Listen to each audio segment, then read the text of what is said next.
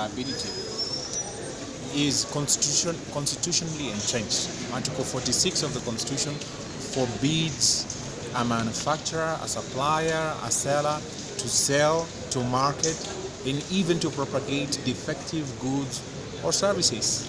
So Toyota Kenya sold buses and FC500 trucks to people who include my client, claiming that this was the best-selling motor vehicle in Japan of its class.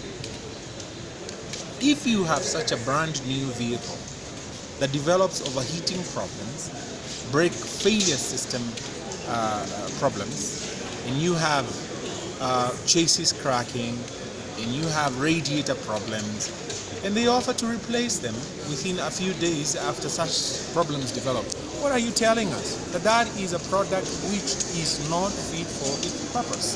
It's a product that actually is defective, patently defective. It ought not to be sold. And the question that arises in this particular case is, was Kenya used as a dumping ground by Toyota? We must ask ourselves, if that is the case, why would Toyota use a different standard in the United States, in Europe, in Australia, the so-called developed world, where they would immediately recall such defective products?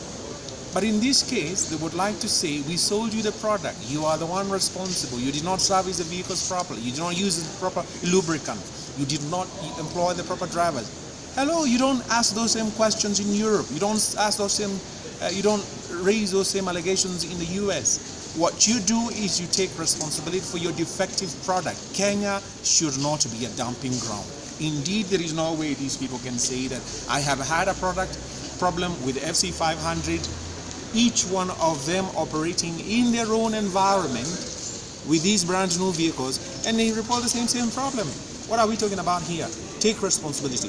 That is why we say we have the Consumer Protection Act, which forbids the sale of defective products, and Toyota Kenya should remove this HINO FC500 from the market. It is defective, it is patently defective. And that is the gist of the case. Kenyans are entitled to products that are actually commensurate and are up to par with the touted, with the propagated information, and upon which a lot of money is expended. A lot of money is expended. Where do Kenyans get this money from to expend on products that are not fit for their use? From our own economy. And that money is then shifted to go and profit the Japanese market.